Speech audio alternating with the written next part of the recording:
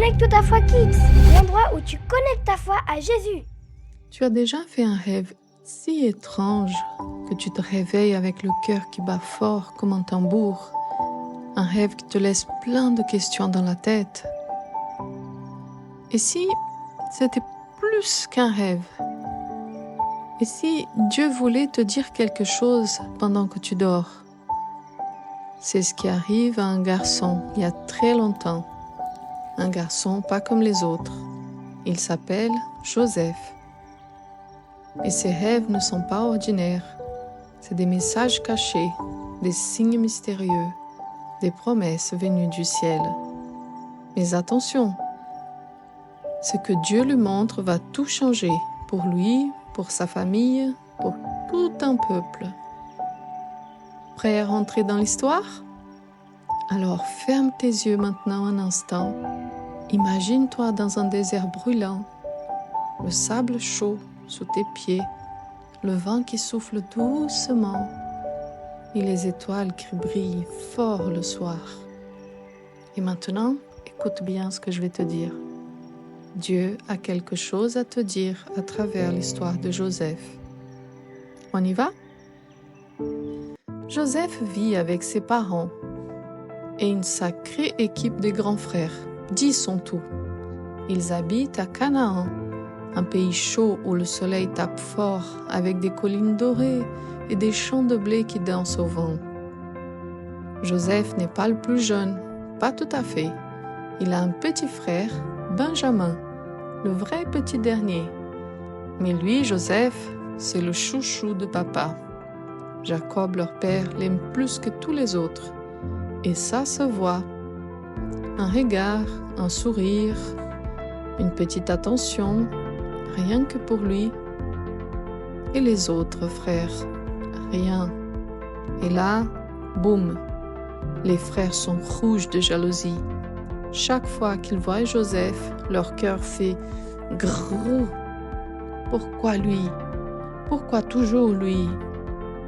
C'est clair, Joseph n'est pas aimé par ses frères. Et crois-moi, cette histoire va très mal tourner, car la jalousie, c'est comme du poison dans une famille. Ça abîme tout. Comme si la situation n'était pas suffisamment compliquée, un jour, Jacob offre à Joseph une tunique magnifique. Pas un simple habit marron ou gris comme pour les autres garçons, non. Une tunique multicolore, éclatante comme un arc-en-ciel. Des manches longues de tissu brillant. Waouh! On dirait un prince. Les frères la voient et ça les brûle de colère. Et cette colère grandit jour après jour. Chaque fois qu'ils voient Joseph avec sa belle tunique, ça les pique comme des orties dans le cœur. Mais une nuit, alors que Joseph dort paisiblement, Dieu va lui parler à travers un rêve. Un rêve étrange, lumineux, comme s'il entrait dans une autre réalité. Joseph se réveille tout excité. Jamais il n'a ressenti ça. Alors il court voir son père et ses frères. « Papa, mes frères, j'ai fait un rêve. Il faut que je vous le raconte. » Il a les yeux brillants, le sourire jusqu'aux oreilles. Il ne sait pas encore que son rêve va enflammer la jalousie de ses frères, comme une allumette dans du bois sec. Je rêvais qu'on était tous dans un champ. On liait des gerbes de blé. Et là, incroyable, ma gerbe se lève, toute droite, et les vôtres se mettent autour pour se prosterner devant la mienne, comme si elle lui faisait une révérence. Un silence glacé prend place. Les frères se regardent. Puis l'un d'entre eux lance d'un ton sec. « Quoi? Tu crois qu'on va tous s'incliner devant toi? Tu te prends pour un roi ou quoi ?» Joseph ne répond pas. Il sent un froid glacial dans l'air. Mais il ne comprend pas pourquoi. Il a juste raconté un rêve, non? Joseph ne sait pas trop quoi penser. Mais quelques jours plus tard, un autre rêve, encore plus fou.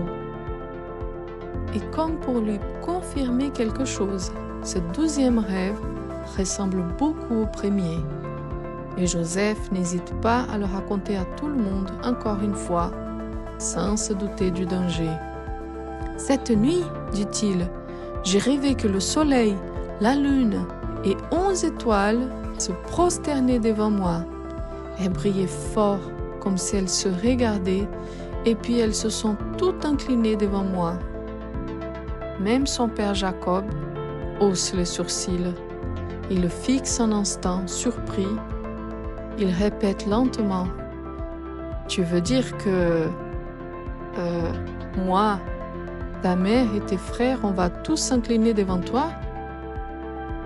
Joseph baisse les yeux. Il ne comprend pas que ses rêves blessent ses frères. Après tout, il a juste raconté ce qu'il a vu dans son rêve, non? Tu sais, quand Dieu nous parle, c'est génial. Mais parfois, les autres ne sont pas prêts à l'entendre. Les frères de Joseph, par exemple, leur jalousie devint de la haine à cause de ses rêves, de la tunique et de l'amour spécial de leur père pour Joseph. Tu sais, ce n'est pas parce que les autres ne voient pas ce que Dieu a mis en toi que ça n'existe pas. Dieu t'a choisi. Il a sémé une mission dans ton cœur comme une graine précieuse. Et cette graine, même si elle est invisible pour les autres, Dieu va lui faire pousser au bon moment. Jacob, lui, ne se moque pas et garde ces mots dans son cœur. Il y pense. Il se souvient que lui aussi, Dieu lui a déjà parlé par des rêves. Et si c'était vraiment Dieu qui parlait? Joseph, lui, ne comprend pas encore. Ses rêves, il ne sait pas ce qu'ils veulent dire. Il n'a aucune idée de ce qui va lui arriver. Il ne sait pas que sa vie va devenir une aventure incroyable, pleine de dangers, de surprises, de larmes et de miracles. Mais Dieu, lui, il sait. Dieu a un plan pour sa vie, un plan immense et plein d'amour. Un plan qui commence par 2 rêves qui vont devenir réalité. Tu sais quoi? Dieu nous parle encore aujourd'hui, parfois par des rêves comme Joseph, mais aussi dans ton cœur, dans ta Bible, dans une prière, ou même dans une idée qui brille comme une lumière dans ta tête. Comme Joseph, toi aussi tu as été choisi pour faire des grandes choses pour Dieu. Dieu a une mission pour toi. Et un jour, il te montrera exactement ce que c'est. Sache que parfois, les autres ne comprennent pas ce que Dieu a mis dans ton cœur. Ils se moquent et doutent et te rabaissent. Ils veulent éteindre la lumière que Dieu a allumée en toi. Des fois même, ils essayent de bloquer le chemin que Dieu a tracé pour toi. Mais n'oublie jamais, quand Dieu te choisit, c'est lui qui écrit ton histoire. Et quand Dieu a parlé, il ne revient pas en arrière. Ses promesses ne s'effacent jamais et elles vont s'accomplir dans ta vie. Peut-être pas tout de suite, mais son plan pour ta vie va s'accomplir. C'est sûr et certain. En attendant, fais comme Joseph. Garde précieusement ce que Dieu te montre. Même si tu ne comprends pas tout maintenant, fais-lui confiance. Il sait où il t'emmène. Tu veux connaître la suite de l'histoire? Tu veux savoir ce que Dieu a préparé pour Joseph? Alors reste connecté. Connecte ta foi Kids, l'endroit où tu connectes ta foi à Jésus.